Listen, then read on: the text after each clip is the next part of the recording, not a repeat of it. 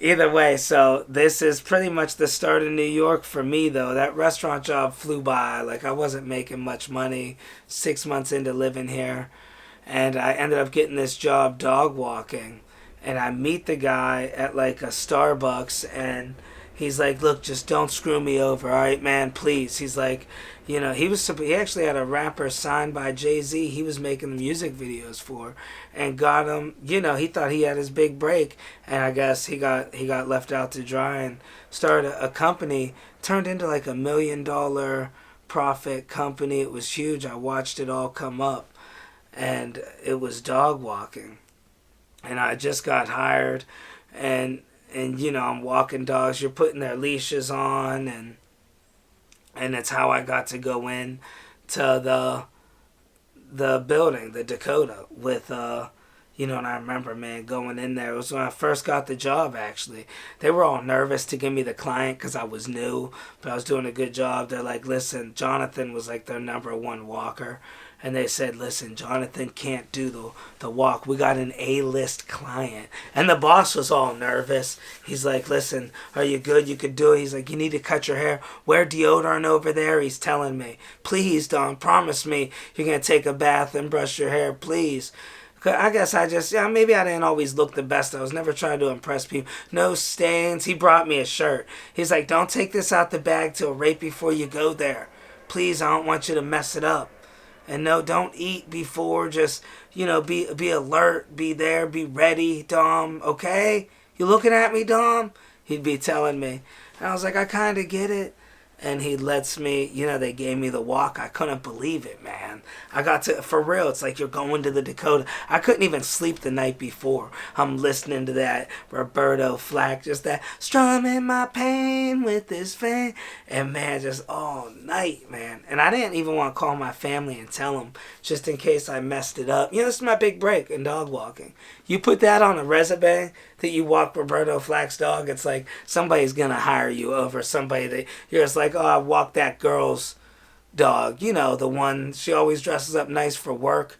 The girl on the cell phone a lot, I used to walk her dog. No, I was Roberta Flack. That's on the red. I walked a lot of famous people's dogs. Man, a lot. That one dude that got famous on TikTok for climbing towers, I walked his dog. I couldn't believe when I seen him up there. I was like, dude, he's got that English bulldog.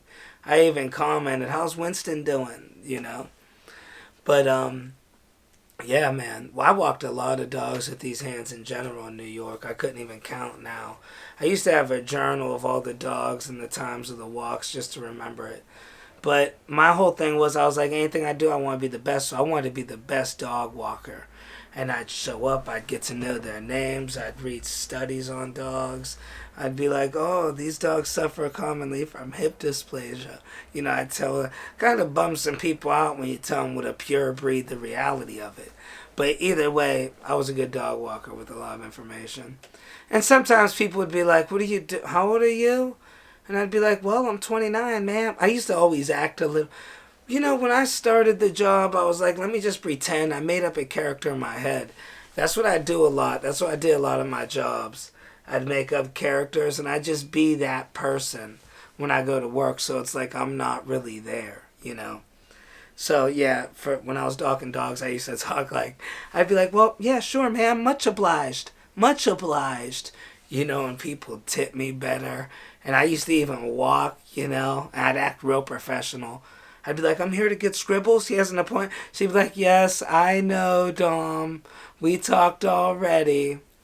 And you get good tips and stuff.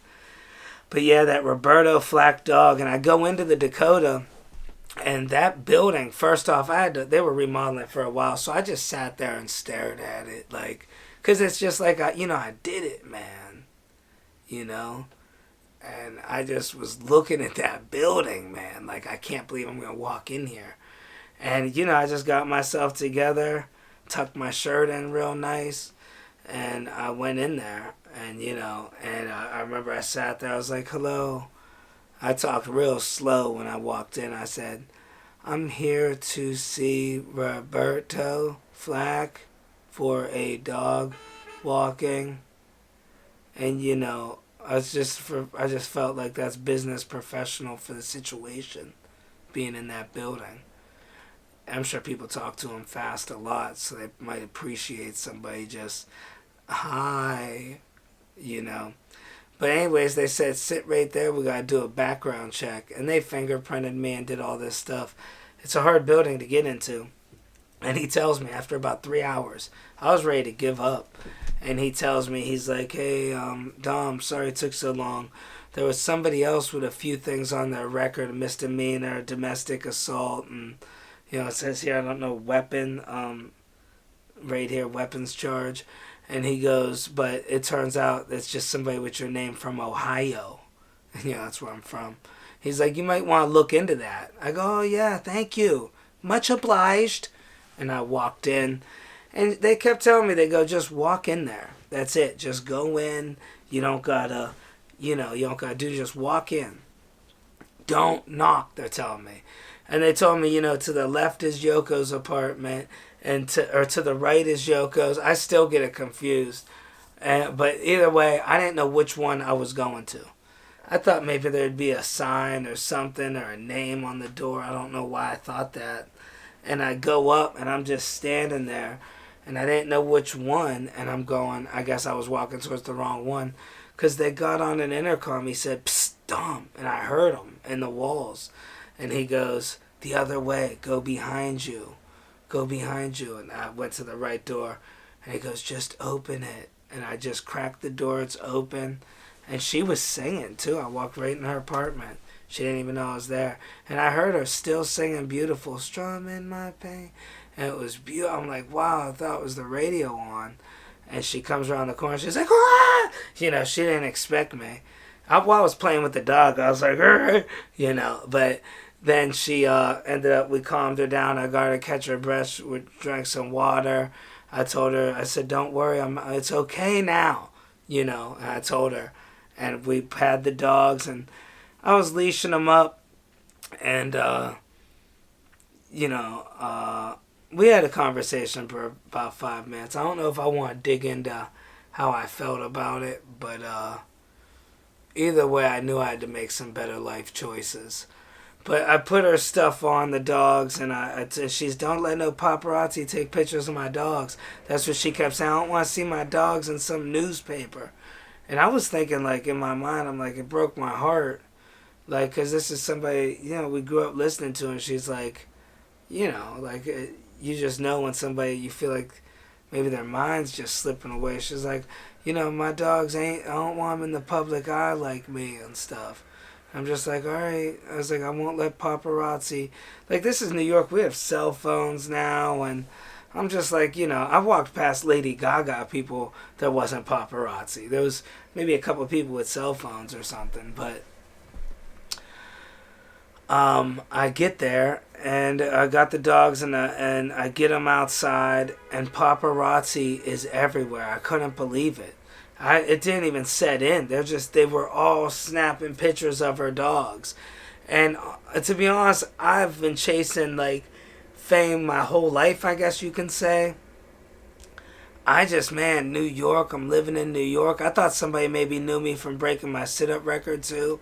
And I was just like, with the dogs, like, And then also, as far as publicity, if I want to be the best dog walker in the world, you need that New York Times coverage. Look who's walking Roberta Flack's dogs, And I could have clippings and maybe get people to write about me in Time Magazine, or maybe get a whole show or a series about my family.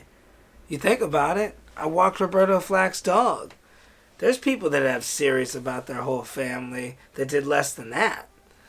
So I'm like, yeah, this could be my big break. And I was all posing with it. I even did a couple of things with me walking the dog and picking the shit up. I showed them the shit. And people were taking pictures with this shit, like they were holding it. I had it. I'm just smiling. I even did one to the camera. It was a real artistical shot. The way he came in, and another person lit the lighting above. And man, I really gotta find that pic, But it was like it was nice, man. 4K and that shit just sitting there. And I got a nice scoop on, so it looked like it was still in the grass, kinda. And I was holding it, and then you see my face and the shit right here, and it's like that's Roberto Flack's dog shit. Think about that. And I held that. And that got me a lot of jobs in the future walking dogs. People love Roberto. And they always ask the same thing too when they find out I met Roberto Flack. They said, "What'd you do with the shit?" I threw it out. Like, I wasn't smart about stuff like that. Like, that's like, I never kept none of my toys, and I look back how much that would be worth. Like, an old toy could be worth $100,000 of the first Superman comic book and, like, Roberto Flack's dog shit.